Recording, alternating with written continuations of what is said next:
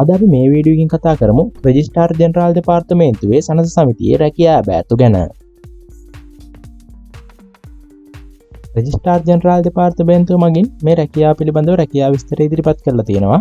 එතකොට අපි මේ වීඩියෝ එකකින් කතා කරන්නේ කළමනාකරන සහකාර තුන්වෙනි ශ්‍රේණියේ රැකියා බෑතුවක් ගැන. සම්පූර්ණ රැකියා විස්තරය සමග ආයුධම් පත්‍ර ලබා ගන්න කොහොමද, නිවැරදිව ආයුධම් කරන්නේ කොහොමද කියන එක වීඩියෝ එක අතරතුරදී අපි කතා කරමු. එහෙනම් අපි යමු වීඩියෝ එකට.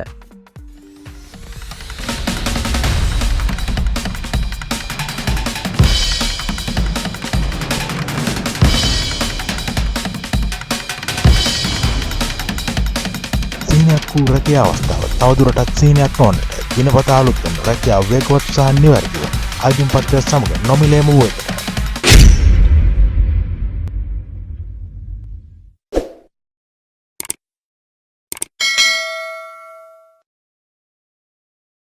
ඔයාලා දැනටමත් දන්නවා අද අපි මේ වීඩියෝ එකකින් කතා කරන්න බලාපොරොත්තු වෙන්නේ සීමා සහිත රෙජිස්ට්‍රාර් ජෙනරාල් දෙපාර්තමේන්තුව සනස සමිතියේ කළමනාකාර සහකාර තනතුර ගැන කියලා.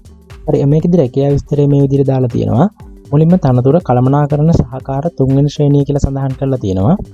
අපි දැන් බලමු මේ තනතුරට අවශ්‍ය අධ්‍යාපන සුදුසුකම් මොනවද කියන එක ගැන.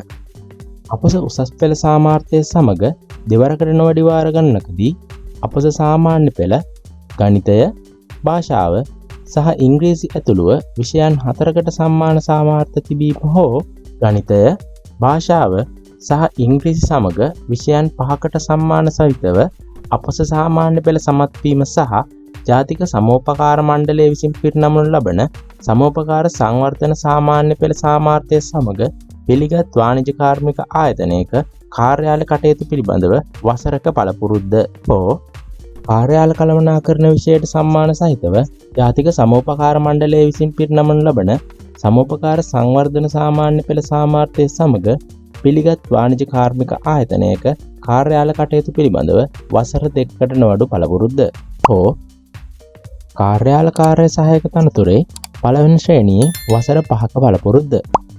මේකෙදි වැටුප් පරිමාණය මේ විදිහට දක්වලා තියෙනවා. ඊළඟ වයස් සීමාව වයස අවුරුදු 20ත් 35ත් අතර. හරි ඊළඟට ආයුධම් පත්‍රය යොමු කරන ආකාරය ගැන බලමු. ආයුධම්පත් තමා විසින්ම පිළියෙල කොට ග්‍රාම නිලධාරී සහතිකය, උපැන්න සහතිකය හා අධ්‍යාපන සහතිකවල පිටපත් සමග 2024 11/14 දිනට පෙර පහත් සඳහන් ලිපිනයට ලියාපදිංචි තැපෑලෙන් එවන්න ඕන. මේකෙදි තමා විසින්ම පිළියෙල කරගත් කියලා තිබ්බට ඔයාලා බය වෙන්න එපා. මොකද අපි සුපුරුදු විදිහටම ඔයාලට ඇප්ලිකේෂන් එක හදලා දෙන හින්දා. හරි ඊළඟට අපි බලමු මේකේ ඇප්ලිකේෂන් එක ගන්න කොහොමද කියලා. ඒකට ඔයා rajayejobs.com එකට එන්න. මම මේකේ link එක description එකේ දාලා තියන්නම්. සමහර අයට මේ වෙබ්සයිට් එකේ ඇප්ලිකේෂන් ගන්න තේරෙන්නේ නැහැ. මම ඒක පොඩ්ඩක් පැහැදිලි කරන්න. ගොඩක් කට්ටිය මේ සඳහා මොබයිල් ෆෝන් එක පාවිච්චි කරන හින්දා මම මොබයිල් ෆෝන් එක විදිහට පෙන්නන්නම්. අපේ Facebook page එකේ හරි WhatsApp group එකේ හරි මේ වීඩියෝ එකේ description එකේ තියෙන link එක හරි click කරලා ආවොත්, ඒ කියන්නේ ඔයා මොකක් හරි link එකක් click කරලා ආවොත් ඔයා කෙලින්ම එන්නේ ඒ අදාළ vacancy එක තියෙන page එකටම තමයි. එතකොට මේ description එකේ තියෙන link එක click කරලා ආවට පස්සේ ඔයා එන්නේ මෙන්න මේ වගේ page එකට. ඒ කියන්නේ මේ vacancy එකට අදාළව තියෙන page එකට.